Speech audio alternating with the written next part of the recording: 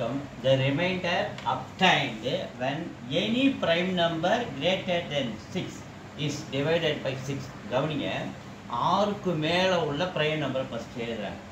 7, 8, 9, 10, 11, 12, 13, 14, 15, 16, 17, 18, 19. So இதெல்லாம் வந்து ஒரு ப்ரைம் நம்பர் அவங்க தான் சொல்கிறாங்க. ஸோ 6க்கு மேலே உள்ள ப்ரைம் நம்பர்னால் என்ன? அது எதாலையும் வகுப்படாது. 7னா 7ஆல் மட்டும்தான் வகுப்படும். அப்படின்னா 1ஆல் மட்டும்தான் அது டிவைட் ஆகும். அதுதான் நம்ம ப்ரைம் நம்பர் சொல்கிறோம். ஸோ இந்த ப்ரைம் நம்பர் 7 வந்து நம்ம 6ஆல் டிவைட் பண்ணுறோம் பாருங்க, 1 டைம்ஸு. அப்போ ரிமைண்டர் 1 கிடைக்குதா? அதுக்கு அடுத்தது 11 வந்து 6ஆல் டிவைட் பண்ணுறேன், ஒரு வாட்டி 6, மீது ரிமைண்டரு 5. அதேமாதிரி 13 வந்து 6ஆல் ரிமைண்ட் பண்ணுறேன், 6ஆல் டிவைட் பண்ணுறேன், 2 வாட்டி 12, மீது ரிமைண்டர் 1. அதேமாதிரி 17 6ஆல் டிவைட் பண்ணுறேன், ஒரு ஆளாவது 7 12, மீது ரிமைண்டரு 5.